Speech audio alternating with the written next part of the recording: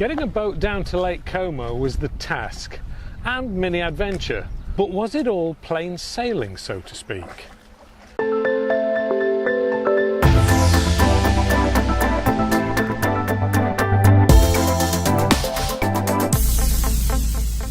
Hello and welcome to ETA, the European Tours and Adventure channel.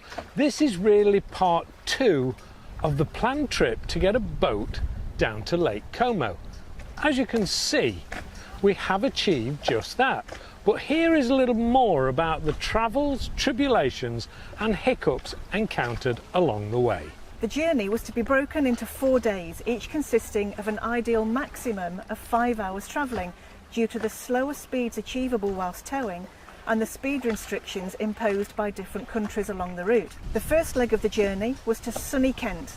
This journey was completed after rush hour had finished along the motorways, and of course, it being England, was still subject to pretty heavy traffic even on a Thursday afternoon, but not too bad, and we reached our first stop just outside Maidstone in Kent, where we were to stay the night with some friends who had a secure place for us to keep the boat. We also had time for a picturesque walk and a quick half along Allington Lock. As you would expect, the sun was shining. As our good friends would say, the sun always shines in Kent. After a lovely meal out and a good evening and night, morning came and we were ready for day 2. Well, we thought we were, because this is where things started to hiccup. Firstly, a simple little thing like my razor giving up the ghost. In itself not a major problem, but then the dog harness for the car snapped. And again, not too upsetting, but then getting the boat off the drive and being careful not to catch it on our friend's Caravan resulted in the front of my car catching a low-lying post and finish up with a rather upsetting battle damage scar. The biggest issue here being the fact that this car is sold and awaiting to be changed for a new one when we get back home. Now that was enough to cause a bit of an upset to the day. Still, they say bad luck comes in threes, so that was number 3. Safely off the drive, we headed to the shuttle for the crossing. The early start should give us some breathing space to make sure we were on time, or so we thought. Our time to go through was soon called, only to be stopped by the police before we got to passport control even. We were politely asked to pull over to one side and produce most every personal document and all the documents we could for the boat. The police then disappeared and returned later, only to quiz me about my gun licences. They'd obviously done full searches on us. The question I had was why?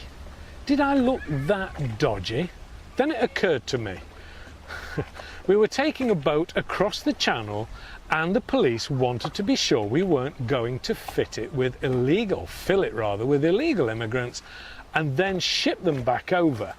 So they took all the details they could, and if the boat turns up full of immigrants on the UK shores, then they know who to come and arrest, I suppose. Then the French passport control in the UK were playing the by now expected Brexit game of keeping minimum number of lanes open that they can. They actually then shut all but one down. No surprise, we missed our crossing, which meant we had to wait about another 25 minutes for the next one. Not too bad, but just another setback to the day, and it wasn't even 11 o'clock yet. The crossing takes about 30 minutes, and with time adjustment for France, it was about 12:30 by the time we hit the French roads, with 236 miles to get to the first French hotel, which was in Sainte-Livière, which is south of Reims. Driving through France on the route we had planned was going to use the faster and smoother toll roads, and whilst this was going to cost somewhere in the region of €33.30 in toll fees, to us time is the more precious currency, and the saving in times is considerable, and of course it is always easier when towing something to use motorways rather than the back roads. Your speed limits are restricted when towing from 130 kilometres an hour in the dry or 110 in the wet to 90 kilometres if you're over 3.5 tonnes or 130 kilometres if you're under 3.5 tonnes in France. But there are also zones where vehicles and lorries are not allowed to overtake, so look out for the signs. Don't forget the fun game of quick change speed limits, where the speed limits go from 70 kilometres an hour to 90 kilometres an hour and back to 70 again, all in the space of about 100 metres, with speed cameras aplenty, and of course you're not allowed to have cameras in your sat-navs in France either. The good news is you no longer need to keep breathalyzers in the car, or spare bulbs for that matter, because it's pretty much impossible to change bulbs on modern cars these days anyway, it seems. But don't forget, you still need a high-vis waistcoat and at least one warning triangle. We arrived at the first hotel about 5 p.m, pretty hungry, and expected a nice French cuisine meal in the restaurant. Well, we'd booked a quaint traditional hotel, and maybe just a little too traditional and too quaint. No restaurant, just a simple kitchen for a family-style breakfast in the morning. Should we survive the night? But more about that later. So by this stage we were ready to eat Gandhi's flip-flop, and with the help of Google Translate on the phone, asked where the nearest restaurant was, which turned out to be about 6 miles away. Boat unhooked and locked, dog back in the car, and off we went to a beautiful little village, and to Julie's pleasant surprise there was a very small homemade pizza restaurant. As far as Julie is concerned, who is a pizza fan, this was heaven, and it was pretty amazing. Fed and watered, it was time to head back to the hotel, where we took the bag up into the room to settle down. It then occurred to us that it did seem very quiet. A last brief walk outside for Sam to have an empty resulted in the realisation that we were the only ones in the hotel. And when we say the only ones, I mean the only ones. Not even the staff, the owner, or other guests were there. At this point, the mind starts to play all kind of tricks, and thoughts of the slaughtered lamb out of the werewolves in London, or the Shining film start to come to mind. Will we actually make it through the night? Well, morning did come round, and apart from being a little hairier than the day before, this could at least be put down to the lack of usable razor, it was time to check out that breakfast. Yes, it was true French style, with coffee in a soup bowl and dip your pain au chocolat, with a selection of beautiful homemade jams, breads and fruit, all mixed in with a traditional French family and a discussion around, yes, you guessed it, Brexit, with a French lady who works for a Birmingham-based company. Interesting indeed. Still, onward and upward. Next stop, Germany, a favourite place of mine, the Schwarzwald, or Black Forest. 197 miles this time, heading to a place called Graf. There's no mistaking when you're in Germany, from the amusing exit signs on the motorway. It's not just a big city. Again, we booked a traditional hotel with a secure car park for the boat. What a little gem this one was. Superb surroundings and views, excellent restaurant and food, and nice German beers. What more could you ask for? Well, a little sunshine would have been nice, but sadly it was pouring with rain, and the brief walk to check out the area and take Sam for a quick leg stretch after we had arrived was sadly cut too short. A beautiful meal was had that night, and in my secondary school German, I sat listening to a group next to us in a restaurant talking about, yes, you guessed it, well, almost, Boris Johnson and Brexit. Boy, have we stirred up a hornet's nest in Europe. The next morning was a Sunday, and we needed it to be an early start with 209 miles to go, and we wanted to get through Switzerland as quickly as possible, to get to the Gotthard Tunnel before it got too busy. We had a planned ETA of about 3 p.m. at Lake Como, where we were going to meet a friend and our host, where we were going to stay for the next 4 weeks. Travelling on a Sunday for this leg of the journey was always the plan, because HGV lorries are not allowed on the roads in Europe on Sundays without a very good reason and a permit. The only really good reason is that they're transporting perishables. But of course the shops are closed in most of Europe on Sundays anyway, so the roads are much quieter and easier going when towing. However, this particular silver lining does have its cloud, and the service stations are usually pretty full of parked lorries with nowhere to park a caravan and car or trailer setup. So best to have a travel wee, as our kids used to say, before you set off. At this point, a few words to the wise if you ever plan travelling through Switzerland. There are a few need-to-know points that you will ignore at your peril. Firstly, they are not fully part of the EU and they still make most of their own rules, including road tax, or more specifically motorway road tax or vignette. It is a must to have for all travellers, with heavy fines and finding yourself potentially at the wrong end of a Beretta 92 if you don't have one. And this is not only required for your car or motorhome, but for anything you are towing as well, including caravans and boat trailers. A further word to the wise here around the towing thing.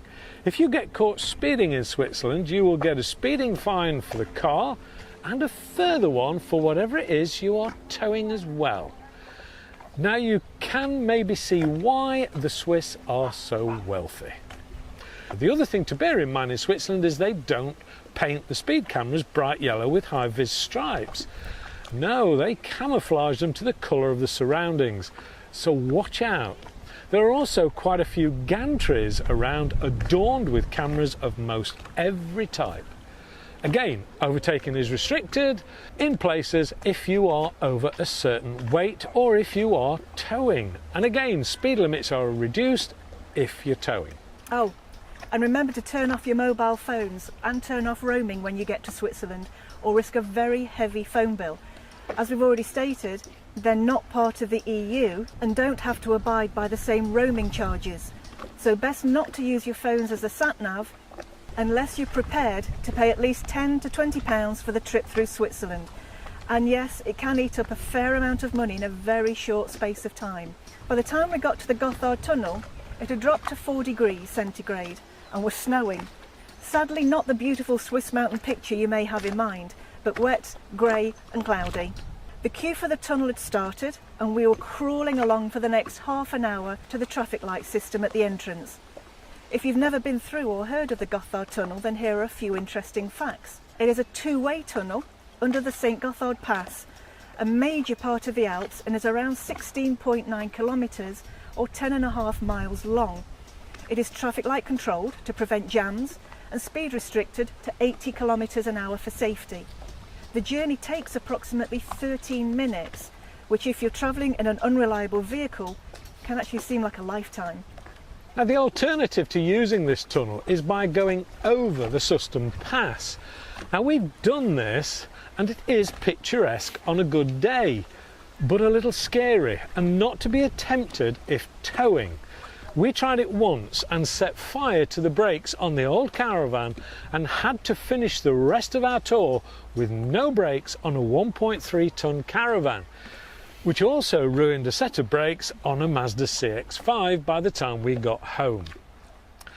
Back to the tunnel then, and as we said, 4 degrees on the north side, quickly rose to 31.5 degrees inside the tunnel, and we've seen this as high as in the mid-40s in the summertime, which would be pretty uncomfortable on a motorbike. Heck, when you touch the glass in the car, it is pretty warm. Exiting the south side, we saw a much more pleasant and sunny 18 degrees. We must be getting close to Italy. If there are any Top Gear fans watching, you may have seen Richard Hammond driving an Alfa Romeo around Lake Como, whilst Clarkson took a jet ski down the lake. Incidentally, he launched it from just over there. Hammond was squealing at how narrow the roads were. Well, that is one way of going around the lake and is about an hour faster than going anti-clockwise via Lecco. Well, the boat isn't too wide, so short route it was. We've done this route with the wider Caravan too, but we do that very early on a Sunday morning, and I wouldn't recommend you do it at any other time. Now, we did find far more speed cameras have been installed since we were here last time, and the speed around the lake has pretty much been reduced to 50 kilometres an hour. But this is Italy, so it's more of a guide with the Italians than a limit. Yes, it's true what they say about Italian drivers, and you will get used to probably being the slowest thing on the roads when they're around. Indicators on cars would also appear to be an optional extra that most of them don't opt for. After 4 days of excitement, we arrived with everything, including our nerves, still intact. Time to meet up with old friends, set up the caravan and take a well-earned glass of grape juice with the intention of sorting the boat out next day.